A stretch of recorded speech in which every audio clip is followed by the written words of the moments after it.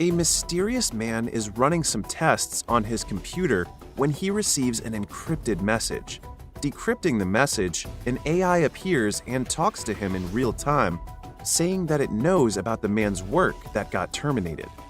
A file with the name Transfiguration Project appears on the computer.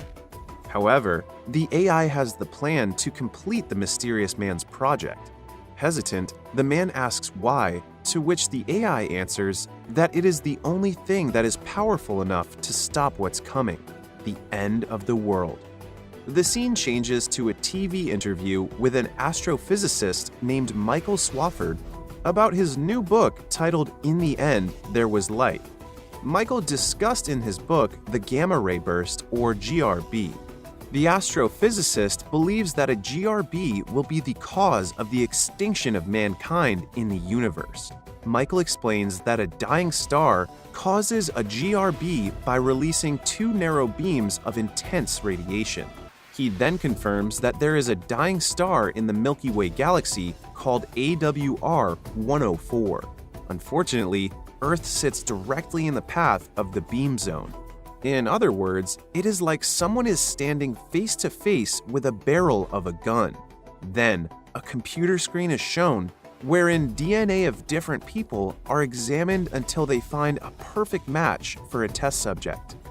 Afterward, a man named Joseph Stedman, also known as Joe, watches on TV a recorded video of his pregnant wife Heather and his daughter named Zoe. Joe and Heather talk about the possible name of their upcoming baby.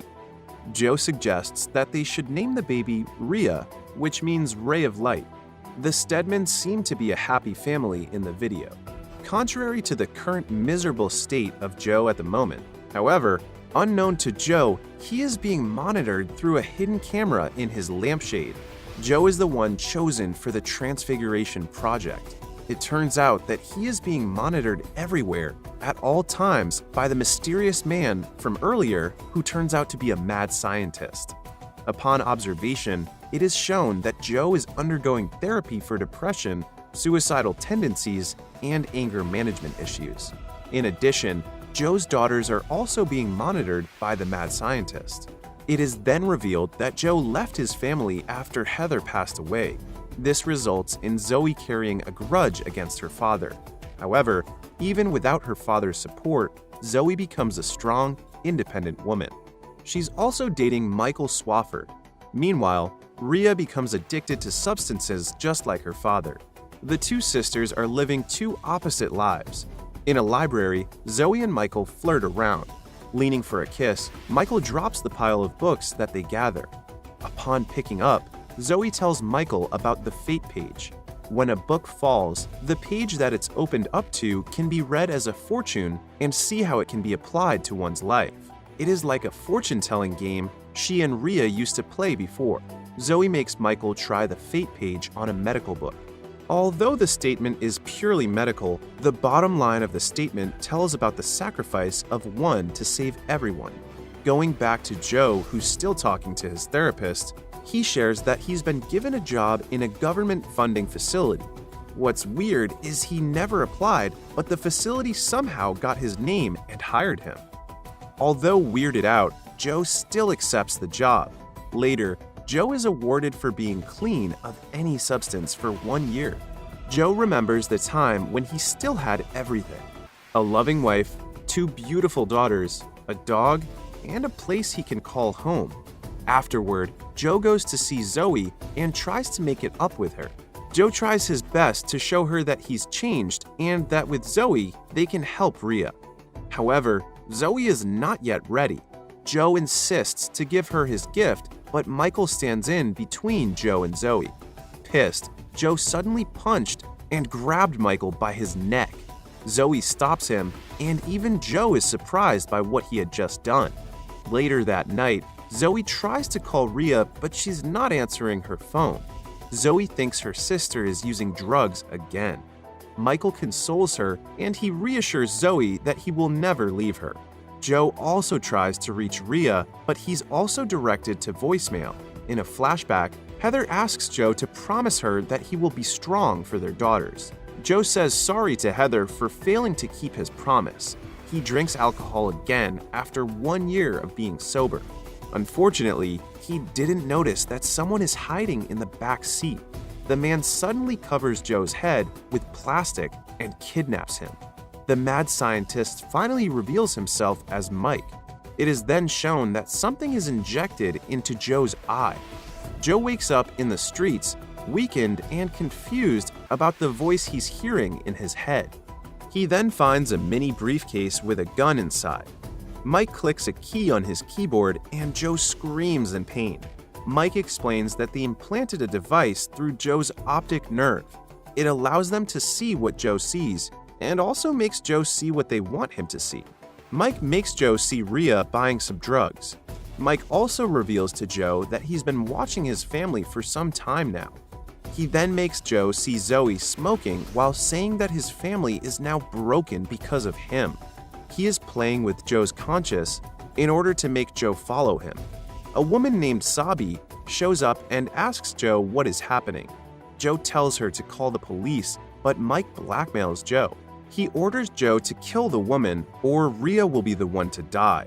With no other options, Joe picks up the gun and then pulls the trigger, but nothing happens. Mike tells Joe that he is Joe's higher power from now on.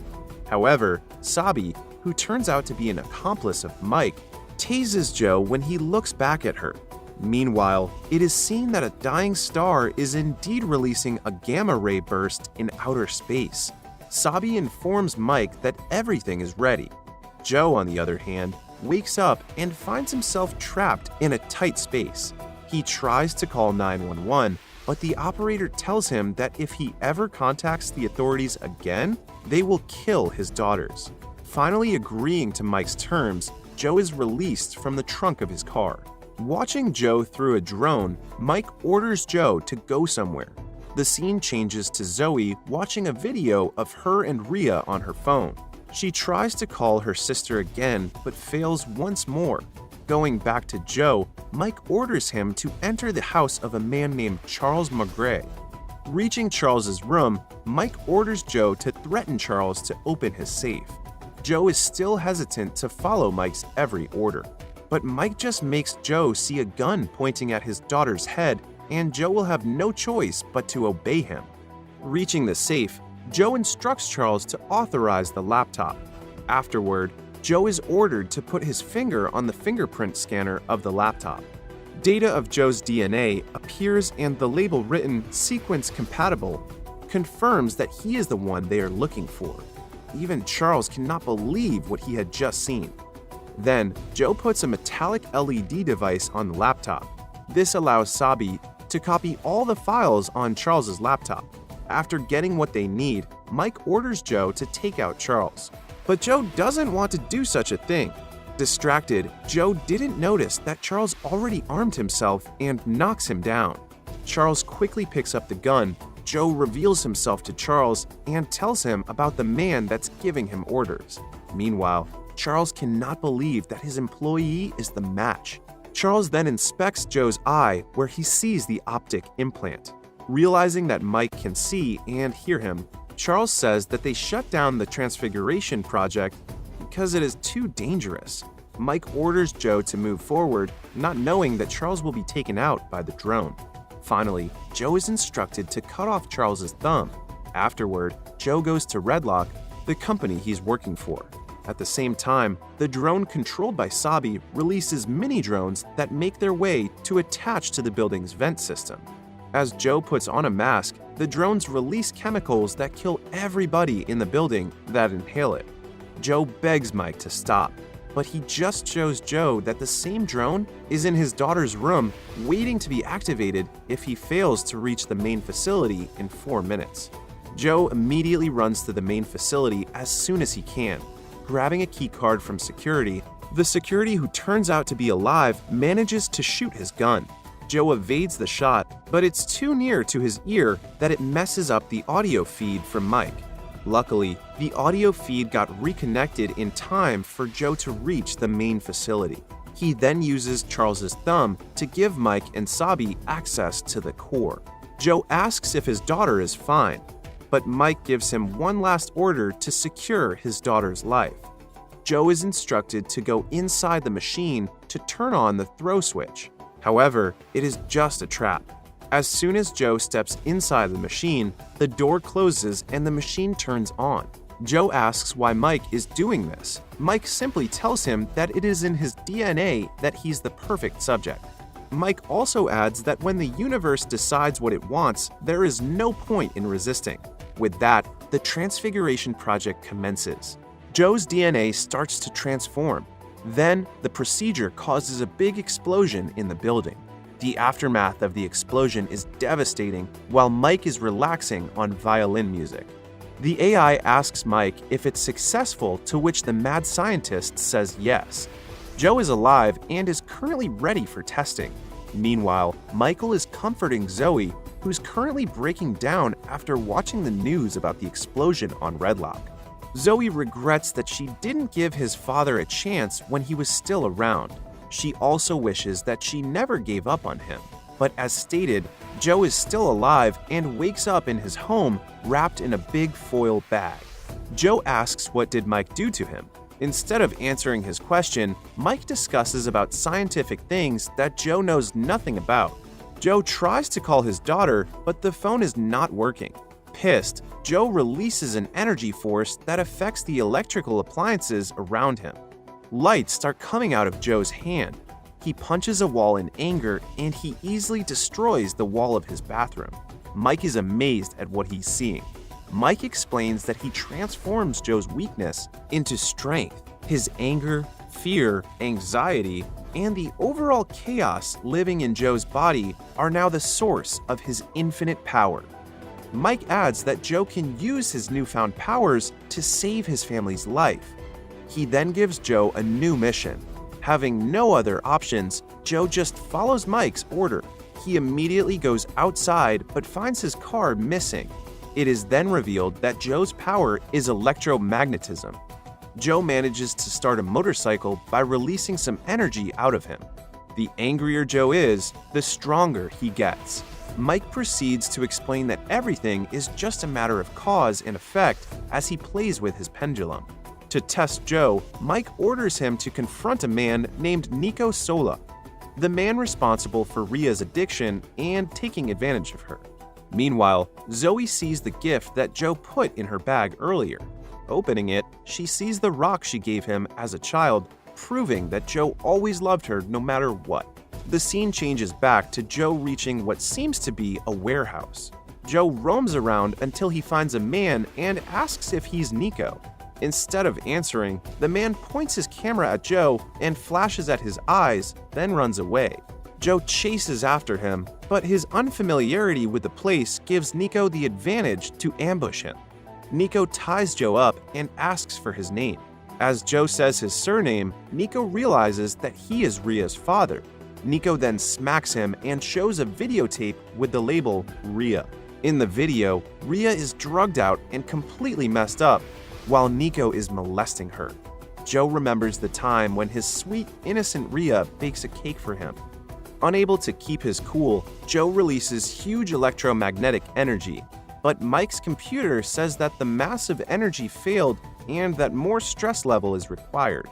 Going back to Joe, the place is burning due to the explosion. Nico stabs him, but Joe's body just absorbs the knife. Another man shoots at Joe, but the bullets just went through him. Joe then retaliates and pulls out the knife, stabbing the man that shot him. But the knife turned into energy as it goes through the man's neck. Meanwhile, Nico manages to get in his car before Joe catches up to him. It is because Joe stops to help a woman to get out of the warehouse. Nico plans to hit Joe, but Mike makes him see Ria's video once more, causing Joe's anger to rise. This allows Joe to release another electromagnetic energy, but this time in a concentrated area focusing on Nico's direction. Joe asks what is happening to him, but Mike just tells Joe that he fails again. He also says that police are coming and instructs Joe to turn himself in for him to reflect deeper within himself. But instead of following Mike, Joe tries to run. Unfortunately, the police still cornered and arrested him. After some time, Joe is interrogated about what he knows about the Redlock incident and other blasts that happened recently. Although Joe is telling the truth to the investigators, they do not believe him. They ask who Joe is working for, thinking that he is a terrorist. Mike orders Joe to say he's working for a higher power, which only makes Joe crazier in the eyes of the investigators. He is then instructed to say there is a bomb in the port. The police immediately make their way to the port. However, Mike tells Joe that if he got the bomb first, everybody lives. But if the police got to it first, around 20,000 people would die. Stressed, Joe bursts out once again, but still fails to transform. He then immediately heads out to the port. Mike gives Joe a clue that the bomb is in a shipping crate. Meanwhile, Zoe watches on the news the hot pursuit of his father. Zoe cannot believe that Joe is still alive and that he's the one being blamed for the recent blasts. In the car, Joe's body begins glowing as he finally turns into pure energy, blasting his way around the city. The news catches the live shot of the light blasts inside Joe's vehicle. Mike is just chilling in his chair, watching Joe until his computer states that Joe's transformation finally stabilizes. Then, his men barge into Zoe's house. Michael can't do anything against the armed men as they kidnap him. Meanwhile, the police reach the port and they immediately search for the bomb. Joe, in his complete massive energy form, also arrives at the port. He quickly makes every shipping crate levitate into the air. The explosion sets off in the air, but the impact throws other shipping crates around, causing one container to hit an airplane. The plane crashes into a railway. Fortunately, Joe manages to save both the plane and the train by using his electromagnetic energy. He stops the plane from crashing further while preventing the train from falling down the tracks. Afterward, Joe goes to Zoe's house but finds nothing but a laptop. Mike mocks Joe's cowardice. He then shows Joe that he has Zoe and Michael. Touching the laptop's screen, Joe manages to track where Mike and Zoe are and immediately goes into Mike's hideout. Arriving at the hideout of the man that put him into the suffering, Joe makes a shield around Zoe and Michael as he destroys the whole place. The security stares in horror as they see for the first time Joe's form. They try to take him down, but Joe easily disposes of them as he continues to wreak havoc in the place. Joe manifests an image of his former self as he talks to his daughter. He reassures Zoe that everything is fine and that they will go to get Rhea. Meanwhile, Michael looks at Joe in awe as if he saw a god. After some flashbacks, it is then revealed that the AI that Mike is talking to from the beginning is actually a video feed of Michael. Michael is the one who pushes Mike to pursue Transfiguration Project. The scene changes to outer space, where the gamma ray burst is already on its way to the planet Earth. As the beam approaches the planet, Mike orders Michael to shoot Zoe. Angry, Joe blasts Michael off. He immediately attends to his daughter, assuring Zoe that they will go home. Unfortunately, Zoe passes away after asking for forgiveness from her father. Joe clings to her dead daughter while saying sorry over and over again. He remembers the last time he hugged Heather, Zoe, and Rhea all together. Mike finally stands up from his chair to watch Joe grieve for Zoe. To worsen the situation, Joe sees on a monitor that Mike's men barge into Rhea's apartment. They put the gun in her hand and then blow her head off, making it look like she commits suicide. Losing both Zoe and Rhea is the last straw for Joe. He completely loses it as everyone he loves is now gone. Joe bursts out as huge electromagnetic energy. It's so huge that he becomes the shield of the Earth. Reaching omnipotence, Joe became a god of his own. And in his dying words, Mike submits to Joe while uttering the phrase, "Deliver us." In space, Joe protected the Earth from the gamma ray burst from a dying star. Although he fails to protect his girls, Joe manages to protect mankind as he becomes its protector. But this doesn't stop Joe from fulfilling his promise to Heather. Using his omnipotence, Joe revives Zoe and Rhea. Zoe and Rhea wake up on the beach where their family used to go. The movie ends with Zoe whispering 143 and Joe saying it back as his energy embraces planet Earth.